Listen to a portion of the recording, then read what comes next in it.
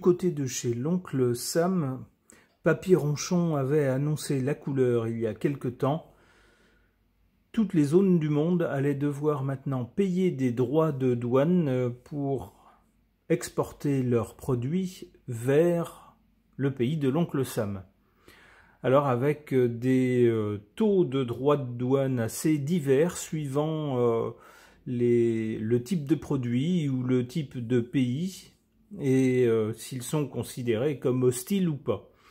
Le taux standard, grosso modo, que Papy Ronchon entendait appliquer à tout le monde au 1er août, c'était 30% de droits de douane pour tout le monde.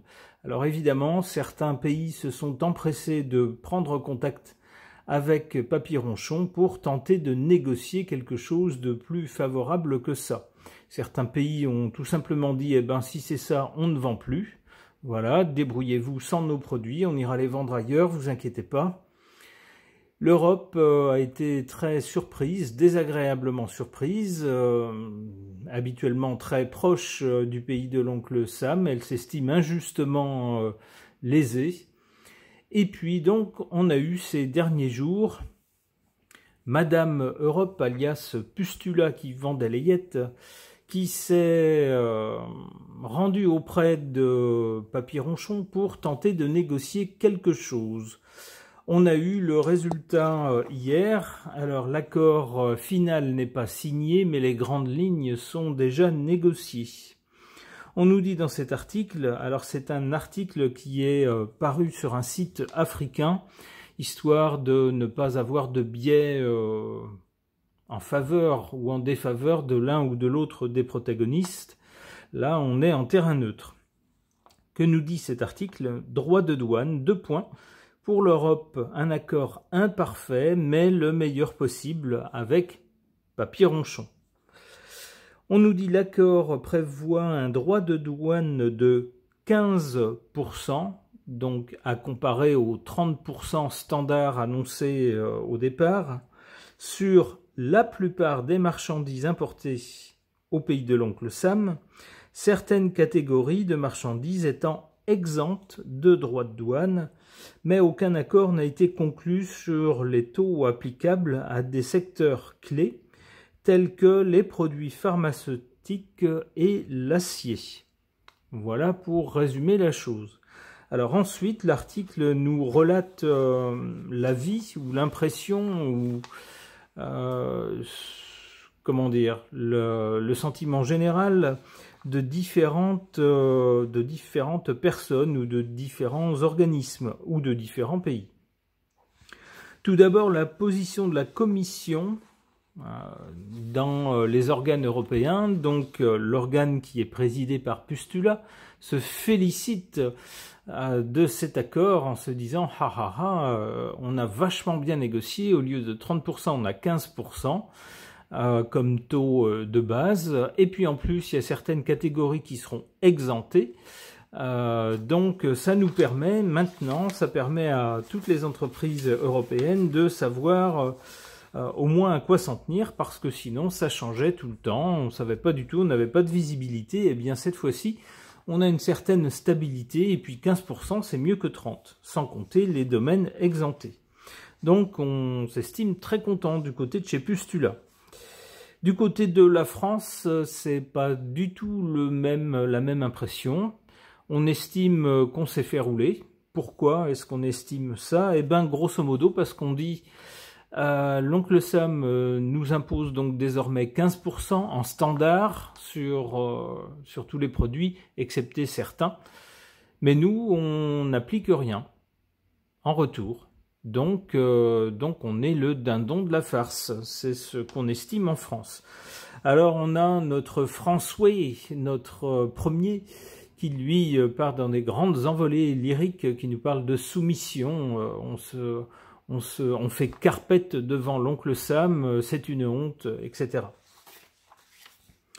Qu'est-ce qu'on a également comme autre réaction? L'Allemagne. Alors, la prudente Allemagne, la sérieuse Allemagne, était surtout embêtée par 2 choses. D'abord, le fait de ne pas savoir quel taux allait être appliqué aux produits qu'elle souhaite exporter vers l'oncle Sam.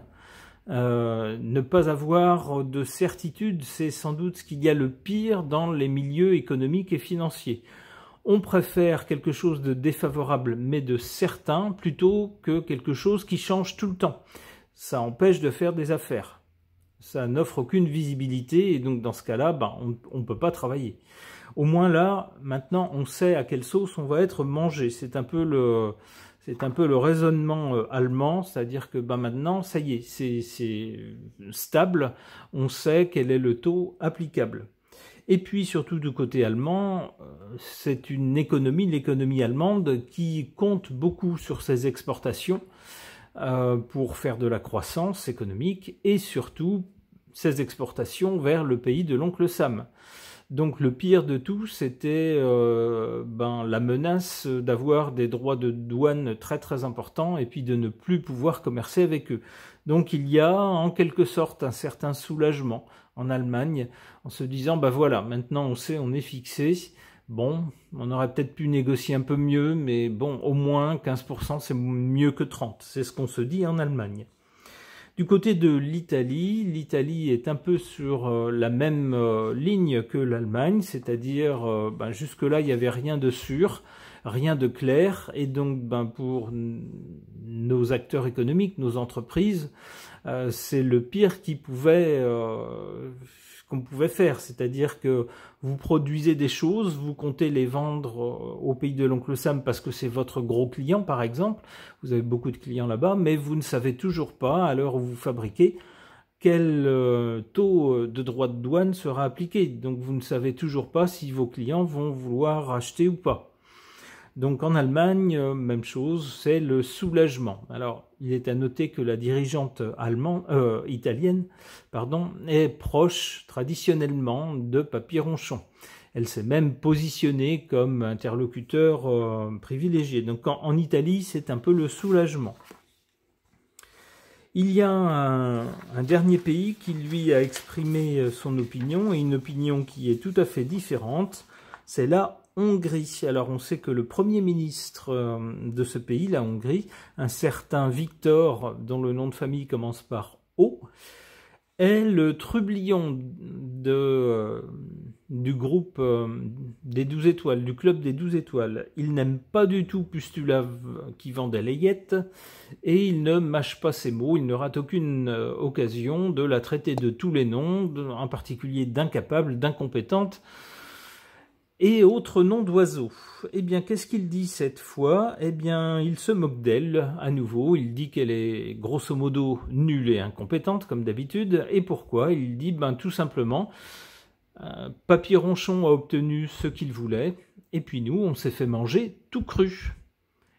Cette dame n'a rien négocié du tout. Pour lui, 15%, c'est quand même des droits de douane applicables, alors que dans l'autre sens, nous, on n'applique rien. Donc il estime que c'est un échec, que c'est mauvais, que cette femme est nulle et qu'on doit la virer. Voilà son sentiment.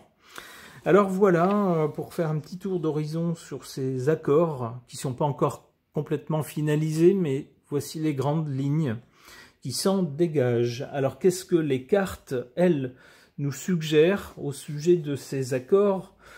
Sans doute va-t-on choisir un point de vue pour que ça soit plus clair. Si jamais on a quelque chose de défavorable, on ne saura pas pour qui si on ne choisit pas un point de vue. Alors du point de vue européen, qu'est-ce que les cartes nous disent concernant ces accords au sujet des droits de douane des produits qu'on va exporter depuis l'Europe vers le pays de l'oncle Sam? J'interroge le tarot de Marseille.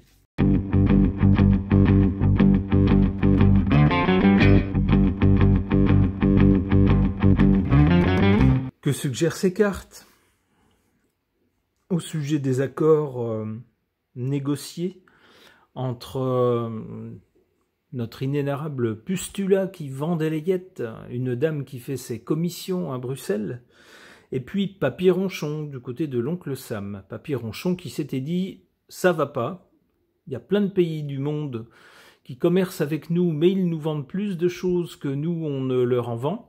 Donc ça va pas, on va leur mettre des droits de douane. » Voilà. Alors, on a ici du côté du passé le soleil. avant la période présente, ici, dans le passé, les choses étaient claires. Les droits de douane applicables étaient connus lorsqu'il y en avait. Lorsqu'on souhaitait négocier des choses, ça se faisait plus ou moins dans le cadre de l'OMC, l'Organisation mondiale du commerce, en essayant de respecter un certain équilibre, c'est-à-dire que si un pays estimait que lui, il avait un produit phare qui était très menacé et donc il voulait appliquer des droits de douane dessus, eh ben en échange, il fallait qu'il accepte qu'à l'inverse, le pays concurrent concerné mette des droits de douane sur certains produits aussi. Vous voyez, c'était donc les choses étaient à peu près claires, à peu près fair play. Mais ça, c'est dans le passé, c'est-à-dire que maintenant, fini la clarté. En effet, on voit pour le présent qu'on a cette carte de l'amoureux qui nous parle d'hésitation, de doute devant un choix à faire. Bah, c'est tout à fait ça lorsqu'on est en train de négocier des choses.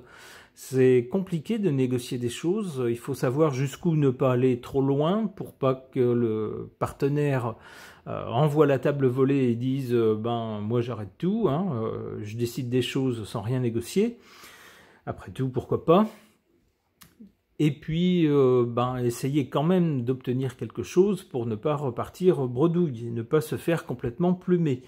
Donc, c'est pas facile. Il faut parler beaucoup avec les uns les autres, essayer de prendre la juste mesure des choses qui n'est pas la même suivant les pays, suivant les enjeux, suivant les volumes de commerce, etc.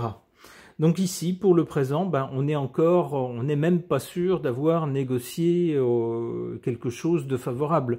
On n'est pas trop sûr d'avoir fait du bon boulot, malgré les communiqués officiels. Évidemment, les communiqués officiels vous diront toujours qu'on a super bien négocié, qu'on a le deal du siècle, qu'on ne pouvait pas faire mieux, qu'on ne pouvait pas aller plus loin, etc., que c'est sensationnel.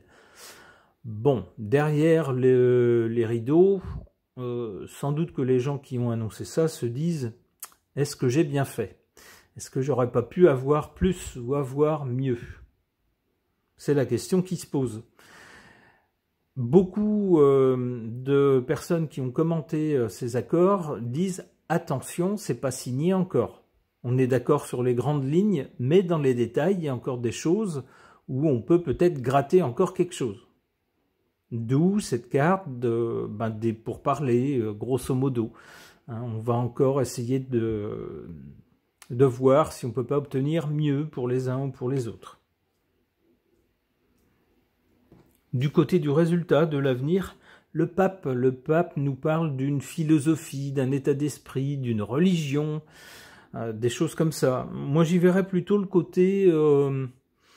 en vertu de nos liens d'amitié avec le pays de l'oncle Sam, on peut pas aller trop loin, on pouvait pas rompre les liens complètement, vous voyez, c'est ce genre de choses, je pense qu'on va nous sortir, c'est-à-dire que il faut savoir ménager la chèvre et le chou, c'est quand même un partenaire important, on peut pas lui claquer la porte au nez, vous voyez, ce genre de choses, face aux critiques qui sortent déjà concernant les accords douaniers.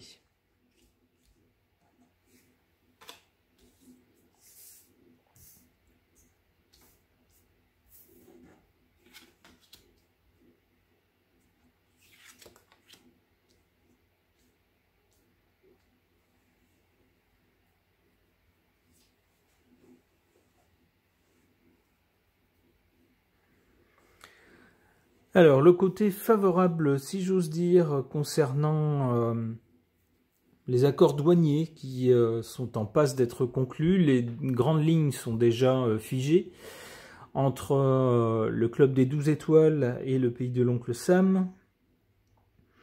On a cette carte de la Lune. Au moins, alors c'est effectivement un commentaire qui est revenu à plusieurs reprises, pour l'Allemagne, pour l'Italie, également pour la Commission. Au moins, on n'est plus dans l'incertitude. La Lune nous parle de choses floues, changeantes. Eh bien, au moins, on réussit à se débarrasser de ce côté flou, du côté on ne sait pas où on met les pieds, parce que les taux de douane changent toutes les 2 minutes. Donc pour les entreprises qui souhaitent exporter, c'est un enfer. On ne sait jamais quel prix est annoncé, on ne sait jamais ce que ça va nous coûter, donc c'est impossible de travailler dans ces conditions. Eh bien, au moins là, avec ces accords, favorables ou pas, ça a le mérite de figer les choses. On sait désormais où on met les pieds. Ça, c'est le côté positif. Il y a quand même dans cette carte un côté négatif.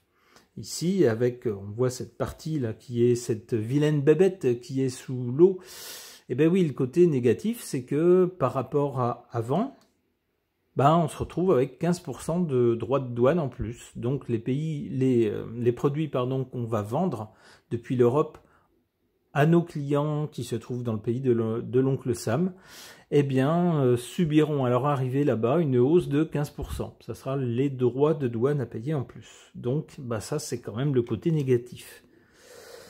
Alors en carte défavorable, complètement défavorable, on a la carte du diable qui est complètement illustrée dans ces accords-là, c'est-à-dire que sous prétexte d'avoir des liens avec des liens soi-disant privilégiés, soi-disant d'amitié avec ce pays-là, on a accepté de se voir lié par 15% de droits de douane et puis rien dans l'autre sens.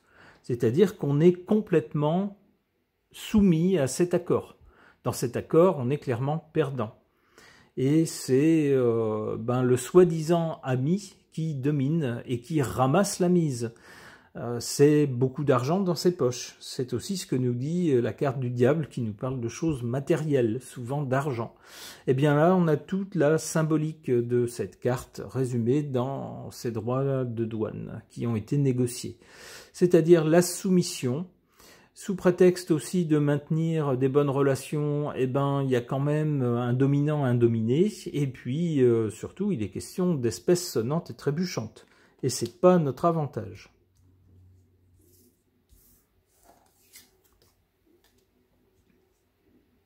Ouh là là, ouh là là. Concernant l'avenir,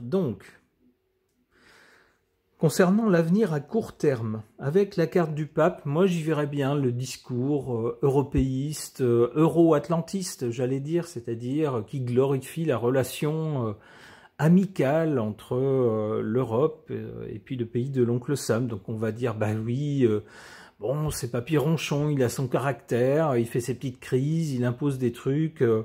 Bon, c'est que 15%, on devrait y arriver quand même, et puis c'est moins que 30%, et puis on a réussi à négocier des exemptions, voilà, donc au nom de l'amitié, pour pas briser une relation, voilà, il faut savoir accepter parfois des choses comme ça, pas toujours agréables.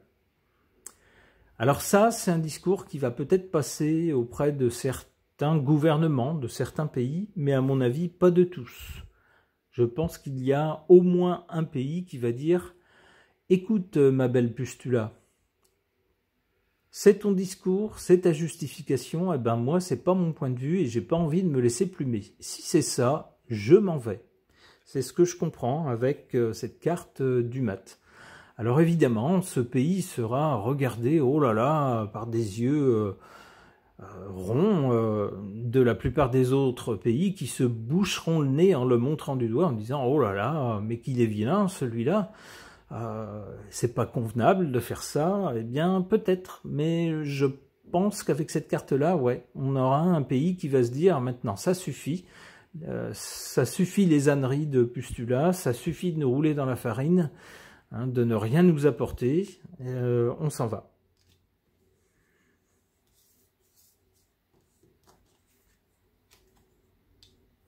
Et voilà, on s'en va pour faire quoi? Avec l'empereur, c'est pour retrouver sa souveraineté nationale. Bon, voilà. Ok. Concernant la négociation des droits de douane en cours, mais pour ainsi dire quasiment terminée, les grandes lignes sont maintenant figées, entre le club des 12 étoiles et le pays de l'oncle Sam, j'interroge mon oracle.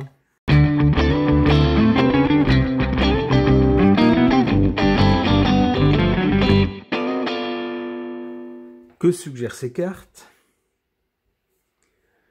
À l'origine de l'accord sur les droits de douane qui est désormais en train d'être finalisé, à l'origine de cet accord, on a cette carte des échanges et de la communication. On imagine bien qu'il a dû y avoir beaucoup de travail de préparation en amont, avant cette annonce, que tout ne s'est pas fait ces dernières heures, qu'il a dû y avoir beaucoup d'échanges, beaucoup de tractations pour dire on comprend que vous vouliez protéger votre marché ou vos entreprises, mais nous aussi de notre côté. Alors faites un geste pour certaines entreprises qui sont cruciales pour nous, et puis du coup on acceptera peut-être un peu de droits de douane sur autre chose. C'est sans doute ce genre de tractations qui se sont passées dans les coulisses avec beaucoup d'échanges et de communication avant d'arriver à un accord. Alors maintenant, on nous annonce l'accord et ça soulage plusieurs pays en Europe, dont l'un qui n'est pas des moindres, c'est l'Allemagne, qui exporte beaucoup vers le pays de l'oncle Sam et qui se trouve en ce moment dans une crise économique avec très peu de croissance, pour ne pas dire une récession, et qui voyait avec angoisse la perspective de droits de douane faramineux frapper ses produits. Bon, par rapport aux 30% annoncés, on n'en est finalement qu'à 15%. C'est un soulagement, et puis ça a le mérite de figer les choses. Maintenant, on sait à quoi s'attendre, on sait à quoi il faut s'adapter, on peut travailler. Du coup, le calme revient pour ce pays-là et sans doute pour d'autres. Mais le résultat finalement de ces accords, nous dit cette carte, en tout cas vu du côté européen, c'est un mirage. On pense qu'on a conclu un accord, on va s'apercevoir, ou sans doute beaucoup de voix vont nous dire, on a déjà quelques-unes qui le disent, c'est pas un accord. C'est une capitulation.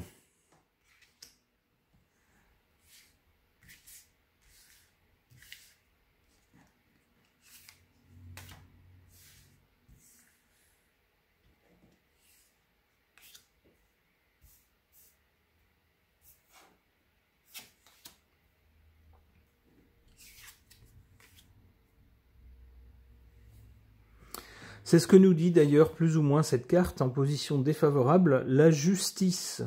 La justice ici, elle est en position faible, négative.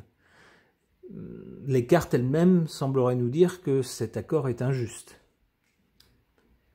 Et puis finalement, pour injuste qu'il soit, ça aura le mérite de tirer les choses au clair, en tout cas pour certains pays, avec cette carte de la mort, la fin. Pour certains pays, donc sans doute le pays de M. Victor O, il n'y a plus d'intérêt à rester dans le club des 12 étoiles avec une femme qui est jugée incompétente à sa tête, qui elle s'en met plein les poches, mais négocie des choses complètement défavorables aux pays membres et aux entreprises de ces pays membres. Donc, pour des gens comme ce M. Victor, c'est la fin. Il n'y a plus d'intérêt à rester dans ce club. C'est un club nuisible, qui nuit aux intérêts de son pays, selon son point de vue à lui en tout cas. Donc pour lui, et pour sans doute d'autres personnes qui le diront moins clairement et moins fort, cet accord symbolise le début de la fin, en tout cas du côté européen.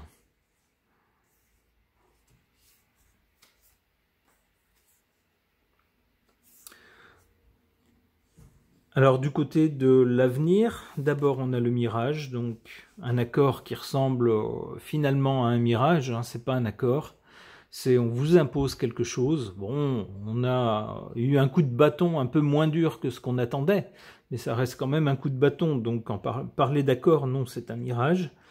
Et puis, qu'est-ce qui reste? La solitude, c'est-à-dire que du côté européen, on comprend qu'il n'y a pas grand-chose à attendre de Papy-Ronchon, qu'il est décidé dans sa politique. Alors, de son côté à lui, évidemment, il tente de défendre les intérêts de son pays, on ne peut pas lui reprocher. Est-ce qu'il le fait de façon à droite?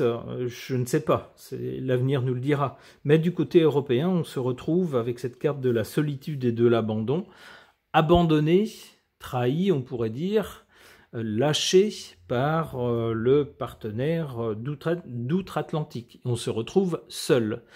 Et au sein du Club des 12 étoiles, même chose, on se retrouve trahi par la dame qui est à la tête, Pustula, qui n'a pas l'air d'avoir de grands talents de négociatrice, en tout cas vis-à-vis de Papy Ronchon. On sait que Papy Ronchon ne l'aime pas du tout, il ne l'apprécie pas du tout, et que Papy Ronchon préfère négocier avec les différents pays. Eh bien, avec la solitude, c'est peut-être bien ce qui va finir par se produire. Les pays membres du club, ici, de notre côté, du côté européen, vont se dire « on ne peut pas compter sur cette femme, elle est nulle, donc on est livré à nous-mêmes. À nous de tenter de négocier des choses directement de notre pays avec d'autres pays. » D'une certaine façon, ça acte le début de la fin du club. Si chacun ne compte plus sur le collectif, mais se débrouille au niveau individuel. Amour. Alors une carte positive, quand même. Amour, c'est sans doute le sentiment auquel on va essayer de se raccrocher en se disant ça va mal du point de vue diplomatique ou du point de vue économique entre l'Europe et puis le pays de l'oncle Sam. Mais n'en voulons pas trop à nos amis d'outre-Atlantique. Là-bas, c'est pareil qu'ici, c'est-à-dire qu'il y a des dirigeants qui sont élus, parfois par des gens qui croient vraiment en eux, qui pensent qu'ils vont être bons, qu'ils vont faire des bonnes choses, et puis qui sont déçus après. Et puis parfois, il y a des gens qui n'ont pas voté pour eux, mais tant pis, ils sont obligés de les subir parce que d'autres les ont élus. C'est la loi du vote. Alors à supposer que les votes ne soient pas truqués, évidemment. Donc, considérons que de l'autre côté de l'Atlantique, les gens sont dans la même galère qu'ici, et qui finalement, il n'y a pas à en vouloir à tout le monde. Essayons plutôt de nous raccrocher aux bonnes choses de ce monde. Une dernière carte. Le commerce, voilà. Bon an, mal an, il va falloir continuer. On ne peut pas tout arrêter. Ça serait la fin de tout. Donc, même si les conditions sont défavorables, il va falloir trouver des combines, des astuces pour continuer à commercer. Peut-être proposer des produits que d'autres ne fabriquent pas. Auquel cas, on aurait l'exclusivité. Peu importe les droits de douane, ceux qui les voudraient devraient nous les acheter, par exemple. Ou trouver des ruses pour aller dans des niches où les droits de douane sont moins élevés, ou améliorer notre productivité, notre prix de revient pour compenser ces nouveaux droits de douane, etc. Bref, travailler notre façon de commercer. Ce tirage est maintenant terminé. Merci de l'avoir suivi.